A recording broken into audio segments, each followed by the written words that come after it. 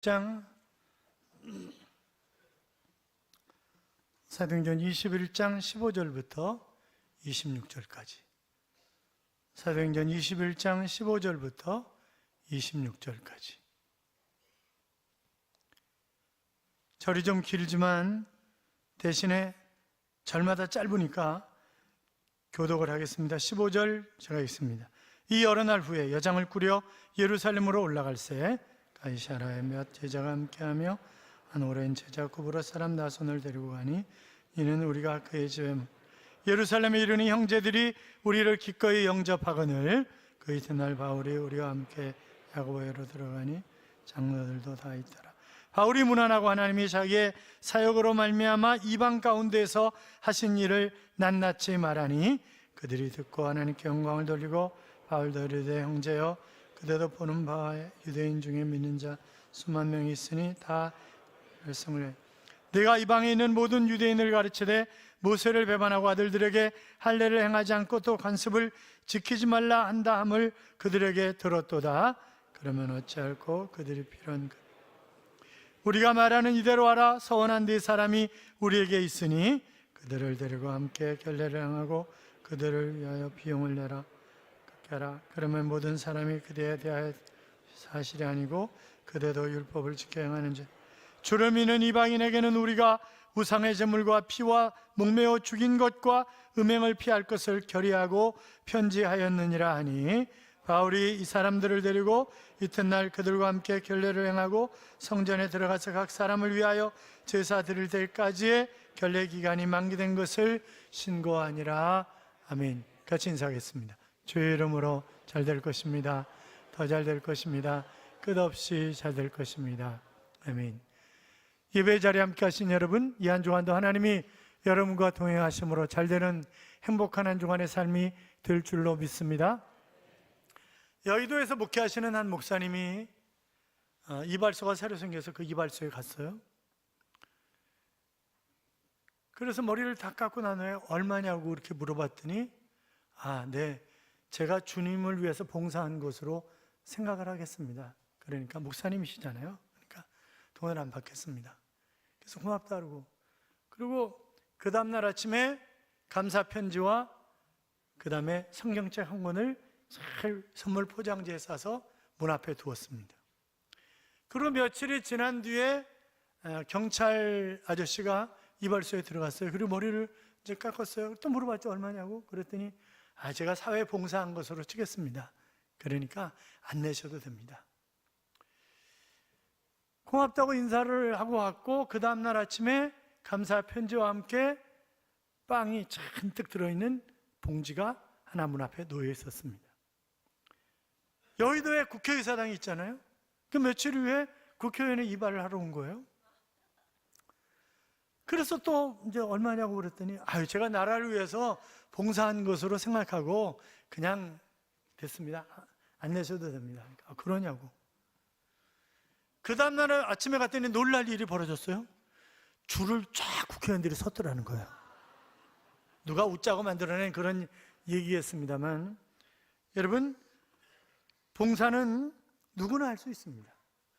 머리를 깎는 분은 머리 깎는 것으로, 목회자는 목회자 나름대로, 경찰관은 경찰관 나름대로, 또 국회의원은 국회의원 나름대로 봉사를 합니다. 특별한 사람만 봉사하는 것이 아니라 자기의 직업이나 재능을 가지고 봉사할 수 있고, 또 특별한 재능이나 직업이 없다 할지라도 몸으로 봉사할 수도 있습니다. 몸도 별로 안 좋으면 기도도 할 수 있고 여러 가지로 봉사를 할 수가 있습니다. 오늘 본문에 이제 사역이라고 하는 단어가 나옵니다만 그 단어는 봉사라고 하는 그런 단어입니다. 자, 그럼 바울이 지금까지 어떤 심정을 가지고 봉사해 왔는가? 다메섹 도상에서 부활하신 주님을 만나고 그 이후의 삶이 그가 정말 힘들고 어려운 삶이었지만 그럼에도 불구하고 그가 아름답게 헌신할 수 있었던 이유는 도대체 무엇일까 하는 그런 생각도 해볼 수 있습니다. 바울은 교회를 설립하고 선교 여행을 하고 이러는 것을 보면 바로 목회 사역자 또 모든 선교사들의 롤 모델이다, 그렇게 얘기할 수도 있고, 또 텐트 메이킹이라고 하는 직업을 가지고 그가 아름답게 섬겼기 때문에 평신도 자비랑 선교사의 롤 모델이다, 그렇게 얘기할 수도 있을 것입니다. 자, 어떻든 바울은 지금까지 1차, 2차, 3차에 걸쳐서 선교여행을 무려 4,000km가 넘는 거리를 다닌 것입니다. 그리고 약 5, 6년 정도 그는 선교여행을 해왔습니다.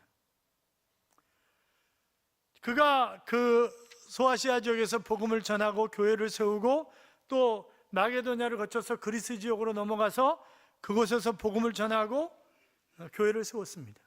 그리고 이제 다시 돌아오는 거예요. 밀로도에 왔을 때 예루살렘에 빨리 가기 위해서 에베소에서 3년 동안 사역하면서 지도자들을 세웠었습니다. 그래서 그 장로들을 빨리 오라고 그래가지고 밀로도 항구에서 여러 가지 이야기를 하고 교회를 위한 그런 권면을 하는 것을 우리가 보았고, 두로에서 자기를 뜨겁게 영접했을 뿐만이 아니라 또 갈 때 온 처자들을 다 데리고 나와서 함께 울며 기도했던, 심지어는 바닷가까지 나와서 함께 무릎 꿇고 울며 기도했던 그 아름다운 추억은 그가 힘들고 어려울 때마다 큰 힘이 되었을 것이다 라고 하는 그런 말씀도 드렸었습니다. 자, 19절 보세요. 19절 같이 읽어요. 바울이 문안하고 하나님이 자기 사역으로 말미암아 이방 가운데서 하신 일을 낱낱이 말하니 아멘. 지금 예루살렘에 올라온 이유도 섬기기 위해서 올라온 거죠. 구제 헌금, 또 가난과 굶주림, 갖가지 질병으로 고통당하는 예루살렘 교회 성도들을 잘 돌보기 위해서 그가 올라온 것입니다.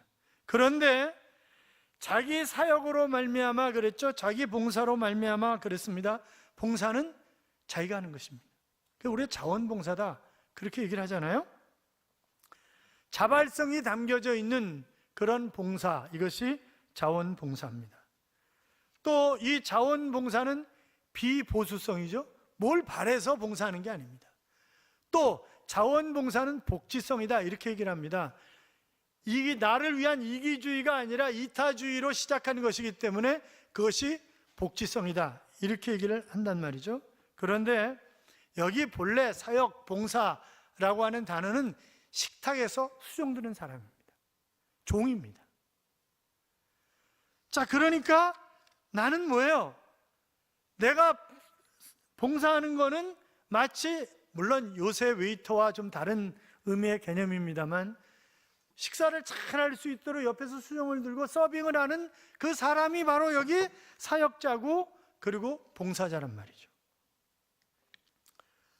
조지 물러에게 어떤 사람이 봉사의 비결이 뭐냐고 그렇게 물었어요. 그랬더니 뮬러가 대답하길, 뮬러가 고아의 아버지잖아요. 제가 죽었던 날이 있었습니다. 그러면서 땅에 엎드려가지고 이마가 땅바닥에 닿도록 절을 하는 거예요.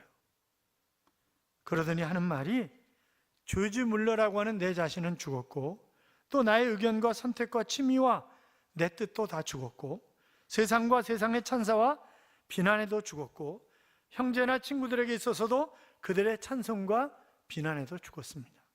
그리고 그때 이후로 나는 다만 내 자신이 하나님의 인정만을 받기를 배워왔습니다. 그것이 저의 봉사의 비결입니다. 그렇게 얘기를 하더라는 거죠. 여러분, 그렇습니다. 봉사는 내가 죽는 것이고 하나님의 영광을 드러내는 것입니다. 예수님은 선생님의 나라가 임하면 우리 형제들 하나는 우편에 하나는 좌편에 세워주세요 라고 부탁했던 제자들에게 뭐라고 말씀하십니까? 너희 중에 누구든지 크고자 하는 자는 너희를 섬기는 자가 되고 으뜸이 되고자 하는 자는 너희의 종이 되어야 하리라, 그렇게 말씀을 하십니다. 그러니까 내가 낮아지고 내가 죽어져야 주님을 위해서 사역하는 것이고 주님을 위해서 봉사할 수 있는 것이지, 내가 종이 아니라 주인의 위치에, 내가 사원이 아니라 사장의 위치에 있으면서 일하는 것은 그거는 아니다 이거죠. 그러니까 물론 그 자리에 있다 할지라도 내가 철저하게 종의 모습으로 행해야 하는 것이, 그것이 봉사다, 그런 얘기를 하고 있습니다. 뿐만이 아니라 지금 이방인 가운데 행하신 일을 낱낱이 고하니, 그러는데 앞에 보면 누가요? 하나님이 이방인 가운데 행하신 일을 낱낱이 고하니, 자기가 했다는 게 아니에요. 자, 지금 사도 바울은 파란만장한 삶을 보내왔습니다. 그렇잖아요? 처음에 그가 구부러섬에서 박수무당의 박해를 받았습니다. 가는 곳마다 환난과 핍박이 기다리고 있었습니다. 지금도 예루살렘에 올라올 때 이미 성령의 감동으로 또 여러 사람을 통해서 환난과 핍박이 기다린다고 하는 그런 이야기를 들었습니다. 힘든 삶이었습니다. 하루 이틀이 아니었습니다. 5, 6년간의 선교 여행입니다. 그런데 뭐 그런 일만 있었던 것은 아니죠. 그가 가는 곳마다 복음을 전해서 예수 그리스도를 구주와 주님으로 영접하고 교회가 소아시아 지역에 세워지고 유럽에 교회가 세워지고 또 두로 사람들의 그런 모습이라든지 여러 가지 보람되고 감동되는 그런 일들도 얼마든지 있었고, 또 일어난 귀신을 추방하고 병든 자를 고치고 얼마나 많은 기적을 행했어요. 심지어는 사람들이 바울의 앞치마나 손수건을 갖다 자기의 병든 부위에 얹어도 치료되는 그런 역사가 일어났단 말이죠. 그런데 그런 일들이 내가 한 것이 아니라 바로 이방인들이 한 모든 일은 하나님이 하신 일입니다. 그렇게 지금 얘기하고 있는 거예요. 하나님이 하셨습니다. 그러니까 바울은 자신의 정체성을 분명히 아는 거예요. 나는 죽고 내 안에 계신 하나님, 그래서 내 주인은 하나님이시기 때문에 하나님이 복음을 전하라 그러면 복음을 전했고, 하나님이 질병을 고쳐주라 그러면 질병을 고쳐줬고, 하나님이 구제한금을 걷어서 갖다 줘라 그러면 갖다 줬고, 그 하나님이 하신 일이지 내가 종이지 나는 주인이 아니다. 그래서 바로 하나님이 이방인을 위한 일을 행하셨다 하는 그런 일을 하고 있습니다. 그러니까 생색낼 게 없다는 거죠. 근데 우리는 어때요?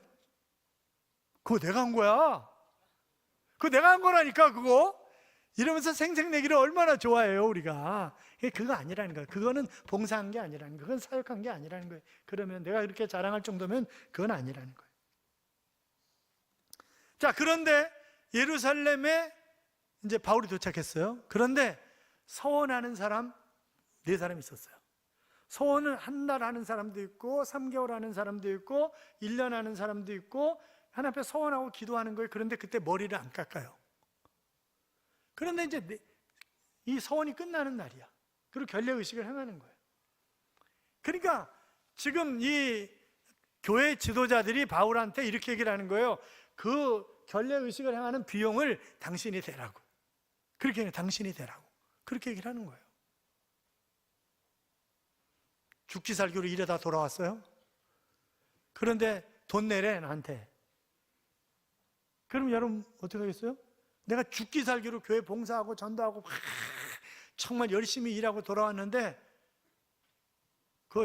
저 사람 맛있는 거 좀 사줘. 별로 기분 안 좋을 것 같아. 그렇잖아요? 여러분은 워낙 자비와, 그러면서 그 이유가 뭐냐면 소문이 안 좋다는 거예요. 지금까지 들려온 소문이 바울은 율법을 지키지 않는 사람이다 라고 하는 소문이 들려왔기 때문에 언제 어떤 무리들이 와가지고 해코지를 할지 모르기 때문에 우리는 전폭적으로 당신을 믿고 당신을 지지하고 수만 명의 예수 믿는 사람들이 이 성 안에도 있지만, 왜냐하면 하루에 3,000명, 5,000명 회개하고 돌아오는 그런 사람들이 있었잖아요. 그러니까 엄청난 무리들이, 예수 믿는 무리들이 있지만, 그러나 여러분 그거 아세요? 착한 사람들, 보수주의자들, 이런 사람들이 악한 사람들한테 져요. 인원이 아무리 많아도 져. 어느 교회도 지금 싸우고 있는데, 그때 지난번에 그 사생결단 기도회 때 강사로 오셨던 분 가운데 한 분인데, 교인 450명이 목사를 따르는 거예요. 20명이 원로 목사님 쪽을 따르는 거예요. 그리고 싸워 교회가. 20명한테 져 450명이. 여러분 팍팍거리면요, 지금 저희가 합신하고 통합을 하려고 그러는데 여자 목사 한 수를 주면 안 된다. 제가 그랬어요. 여자하고 살지 말라고. 여자하고 왜 사냐고.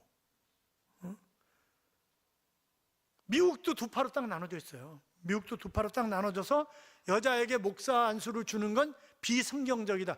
그럼 여자한테 목사 안수 주는 교단은 이단이야 그러면? 그건 말이 안 되는 거지. 그건 말이 안 되는 거잖아요. 그런데 그 목소리 몇 사람이 높여가지고 막 왈왈거리는 사람들이 이겨. 이긴다고. 희한해. 그러니까 그런 사람들이 나타나가지고 당신을 괴롭히면 이게 어려워지니까, 그러면 그 사람들에게 돈을 대주고 같이 결례의식을 행하면, 그러면 사람들이 우리가 지금까지 바울에 대해서 잘못 알고 있구나, 그렇게 생각할 것 아니겠는가, 이런 얘기를 지금 하는 거예요. 그럼 바울이 그걸 억셉트하는 거예요. 그냥 받아들이는 거예요. 율법으로 구원받지 못한다는 거 잘 알아요. 그렇잖아요. 율법의 약점이 무엇인가를 바울이 너무나 잘 알아요. 그러나 율법을 지키지 않는 사람이 아니에요, 바울은. 그러니까 자기가 아무리 그것을 설명하는 것보다 행동으로 낮아져 주는 것이 훨씬 더 그들을 전하는데, 그들이 왈왈거리는 것을 막을 수 있는 좋은 방법이 되겠다고 지금 생각을 한 것입니다. 그러니까 그는 자신의 행동이 옳다고 해서 비타협적이거나 독자적으로 행동하지 않는 그런 사람이었다는 거죠. 그러니까 하나님 제일주의, 복음 제일주의 신앙으로 뭉쳐져 있는, 아름답게 섬기는, 봉사하는 사람이 바울이었다. 불필요한 오해를 받지 않도록 낮아지는 자세를 취하였다. 그렇게 볼 수 있겠죠. 여러분, 그렇다고 우리가 잘못 오해를 해가지고, 집사님 내가 어저께 술집 들어가는 거 봤는데, 제가요 가능하면 가까운 거리도 차 타고 다녀요. 여기 왜냐하면 갈매천 한번 걷잖아요. 교인들 얼마나 많이 만나는지 몰라요. 아니, 지난번에 동사무소 갔는데 엘리베이터 탔는데, 제가 지하에서 내려서 엘리베이터 타고 왔는데, 목사님 안녕하세요, 인사를 하는 거예요. 아무리 생각해도 우리 교인이 아니야. 그러더니, 그러니까 웃으면서 그래요. 목사님, 저 교인 아니에요. 그런데 목사님이 제자교회 목사님이라는 거 잘 알아요. 이러고 이러는 거예요. 그래서 이제 어느 날 이렇게 지나가다 보면 나와서 이러고 계시는 분 계세요. 그러면 저를 마주치면 얼마나 민망스럽겠어요, 본인이. 제가 그 전에 그 상계역 바로 앞에 하나 아파트에 살았는데, 그런데 거기 앞에 닭갈비집이 있었어요. 들어가는데 우리 교인 가족이 술 마시고 있는 거야. 제가 고개 숙이고 그 먹을 때 끝날 때까지요, 고개 돌리고 안 쳐다보느라고 무지하게 해먹었어요. 그 사람이 저보면 어떻게 생각? 굉장히 불편하지 않겠어요, 그 사람이? 그렇잖아요. 술꾼을 전도하려고 같이 술 먹는다? 강도에게 전도하려고 같이 강도짓 한다? 그건 아니잖아요. 그건 아니잖아요. 그런데 어느 선교사님이 거지들과 깡패들, 술꾼들, 창녀들을 받아들여서 사랑하고 도와주고 격려하고 그들에게 복음을 전해서 주님 품으로 인도하는 것은 아름다운 거잖아요. 그거는 그렇잖아요. 바울은 지금 고린도전서 9장 19절 이하에서 자기가 왜 그렇게 하는가 하는 것에 관해서 이렇게 얘기를 합니다. 한번 들어보세요. 내가 모든 사람에게서 자유로우나 스스로 모든 사람에게 종이 된 것은 더 많은 사람을 얻고자 함이라. 유대인들에게 내가 유대인과 같이 된 것은 유대인들을 얻고자 하며, 율법 아래에 있는 자들에게 내가 율법 아래에 있지 아니하나 율법 아래에 있는 자같이 된 것은 율법 아래에 있는 자들을 얻고자 하며, 율법 없는 자에게는 내가 하나님께는 율법이 없는 자가 아니요 도리어 그리스도의 율법 아래에 있는 자이나, 율법 없는 자와 같이 된 것은 율법 없는 자들을 얻고자 함이라. 약한 자들에게 내가 약한 자와 같이 된 것은 약한 자들을 얻고자 하며, 내가 여러 사람에게 여러 모습이 된 것은 아무쪼록 몇 사람이라도 구원하고자 함이니, 내가 복음을 위하여 모든 것을 행함은 복음에 참여하고자 함이라. 그러니까 뭐예요? 자기는 철저하게 복음 제일주의로 내가 낮아져야 되면 낮아지고, 내가 하여튼 그는 상황에 따라서 아름답게 섬기는 삶을 살았다, 이제 그런 얘기를 하고 있습니다. 여러분, 우리도 화목해야 하는 직책을 받은 그리스도의 대사들입니다. 하나님과 내가 화목해야 할 뿐만이 아니라 이웃과 화목해야 되고, 이웃과 이웃 사이를 화목해 하는 그런 직책을 받은 것입니다. 그래서 우리가 최선을 다해서 노력을 하고 그들을 주님 품으로 인도할 수 있어야 되는 거죠. 그러니까 어떤 분은 넉마주의에게 전도하기 위해서 자기가 넉마주의를 하면서 전도를 하는 그런 사람도 있다고요. 아니, 이집트에 가면 지금도 쓰레기를 주워서, 예수 믿기 위해서 쓰레기 주워서 먹고 사는 그런 사람들이 있어요, 지금도. 오래전 보신 분들이 많겠습니다만, 소명이라고 하는 크리스찬 다큐멘터리 영화가 있었습니다. 강명관 선교사님이 주인공인데, 이분이 본래 외국어고등학교 국어 선생님이셨어요. 그러니까 얼마든지 편안하게 그냥 넉넉하게 살 수 있는 삶이었죠. 그런데 어느 날 하나님이 그를 부르신 거예요. 아마존강 유역에 어느 부족에게로 가라고. 그렇게 소명을 주신 거예요. 그러니까 다 적고 가족들을 데리고 가는 거죠. 그래서 아마존강 유역에 가장 작은 부족인 약 100명 정도가 사는 바나와 부족에게로 간 것입니다. 농사가 어려워서 정말 가난한 그런 사람들, 평생 돼지고기 한번, 멧돼지 한번 실컷 먹어보는 게 평생 소원이라고 했던 그 사람들, 그들을 섬기며 음식을 먹이고 교육을 하고 문자를 만들어주고 성경을 번역을 하고 섬기고 그리스도의 사랑을 그들에게 나눕니다. 때때로 교사로, 때때로 의사로, 때로는 영양사가 되기도 하면서 말입니다. 때로는 독충과 독사에 물리면서도 자신을 챙기기보다 죽어가는 원주민들을 먼저 보살폈던 사람. 애가 둘이 있었어요. 예슬이와 한솔인데, 그런데 인터넷도 되고 시설도 괜찮은 상파울로 선교사 학교가 있어요. 근데 그곳에 안 보내는 거예요. 그리고 1000km나 더 떨어져 있는 뿌라꽉과라 정글 학교에 보내는 거죠. 그래서 왜 그러시냐고 도대체 그랬더니, 내 아이들도 나와 똑같이 선교사로 이 정글 원주민들을 위해서 살아가는 그런 선교사로 살기를 원하기 때문에 그들을 그 학교에 보내는 것이라고 그렇게 얘기를 하는 거죠. 영화를 만든 신원원 감독에게 영화를 찍으면서 제일 힘든 게 뭐냐고 그렇게 물어봤더니, 그 양반이 하는 얘기가 눈에 잘 보이지도 않은 독충, 이 벌레들이 쏘아가지고 막 팔다리가 붓고 이러는 것이 얼마나 힘들었는지 모른다고. 그런데 그것 때문에 하나님 앞에 기도했더니 하나님이 자기에게 응답을 주셨는데 이렇게 응답하셨다는 거예요. 내가 이곳 아마존에 와서 강선교사의 삶을 영화하며 이런 정도의 고통도 경험하지 못한다면 어떻게 그의 사역을 필름에 담을 수가 있겠느냐. 넌 길어야 한 달의 고통이지만 강선교사는 언제 끝날 줄 모르는 고통과 싸우며 선교하고 있지 않느냐. 이 고통을 잘 인내하며 그것을 영상으로 표현하거라. 그런 응답을 주셨기 때문에, 그래서 자기는 더 이상 불평하지 않았다 하는 그런 고백을 하고 있습니다. 사랑하는 여러분, 우리 이 땅에 살면서 해야 할 일이 있습니다. 내가 소명을 받았다고 다 아마존강으로 가는 것은 아닙니다. 어떤 사람은 이 아마존이 자기 집일 수도 있고, 어떤 사람은 그 아마존이 바로 자기 직장일 수도 있고 사업장일 수도 있습니다.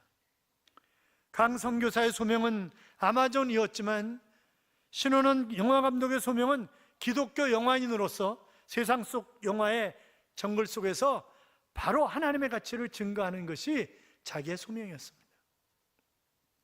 소명의 저자인 오스 기니스는 소명은 1차적 소명과 2차적 소명이 있다. 1차적 소명은 내가 가진 직업, 재능 이런 것을 가지고 주어진 삶의 현장 속에서 최선을 다해서 하나님의 영광을 위해서 쓰임받는 것이라고 한다면, 2차적인 소명은 마치 강명관 선교사가 받았던 것처럼 어느 곳에 가서 무엇을 위해서 일하라고 하는 하나님의 직접적인 부르심을 받은 것이 2차 소명이다 하는 그런 이야기를 했습니다. 사랑하는 여러분, 여러분은 여러분의 사명, 또 하나님이 여러분에게 부탁하신 일 때문에 정말 고민하며 안타까워하며 그 일을 위해서 아름답게 봉사하고 계십니까? 사도 바울처럼 나의 달려갈 길과 주 예수께 받은 사명 곧 하나님의 은혜의 복음을 증언하는 일을 마치려 하면은 나의 생명조차 조금도 귀한 것으로 여기지 아니하노라 라고 고백했던 그 고백이 여러분의 고백이 되고 계십니까? 하나님은 우리에게 각자에게 맡겨주신 그런 일들이 있습니다.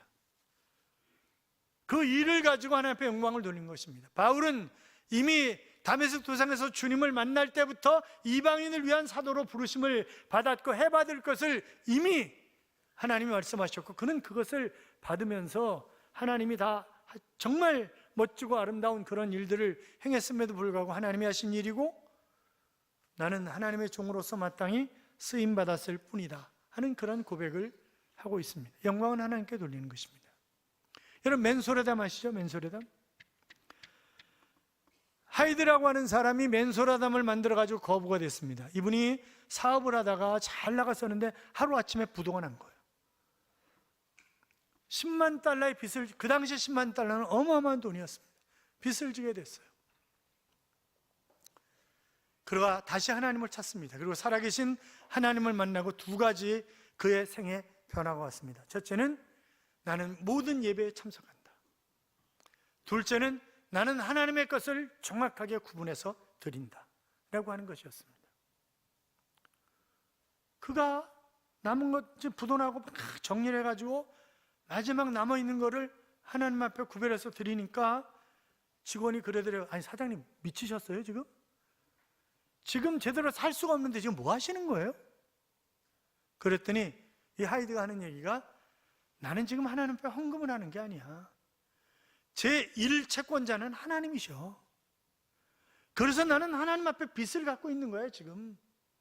그리고 내가 이렇게 열심히 하나님 앞에 빚을 갖고 있으면 하나님이 나에게 시온의 대로를 여실 거야.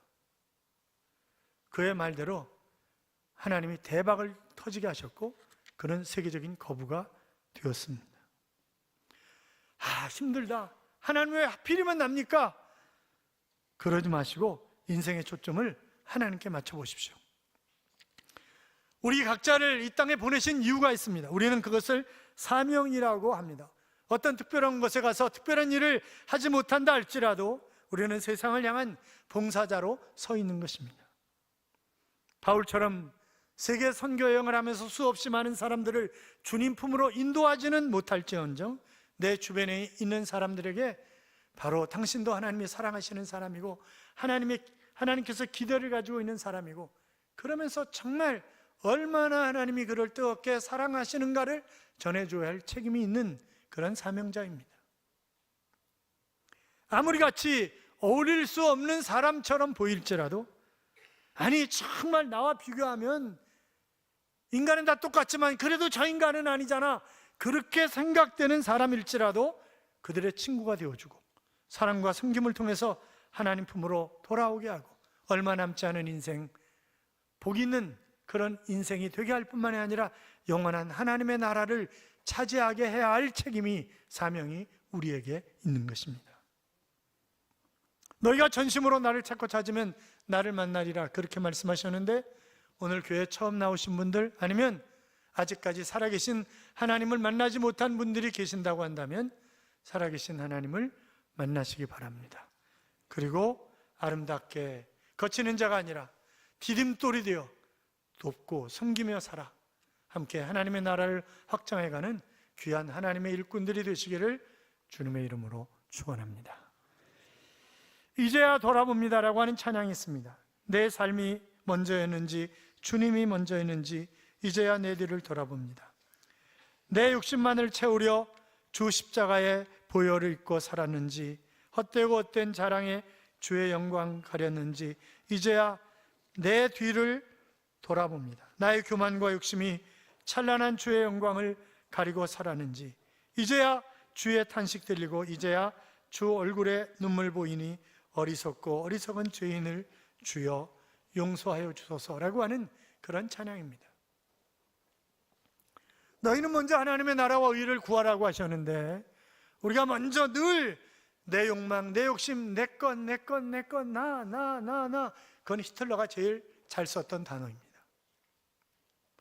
주님을 위해서, 하나님의 영광을 위해서 내 삶의 모든 부분이 영원한 하나님의 나라에 가기까지 초점이 하나님께 맞춰지고 그래서 진정 하나님의 기쁨이 되는 하나님께 영광 돌리는 그런 삶이 우리 모두의 삶이 될 수 있기를 주님의 이름으로 축복합니다.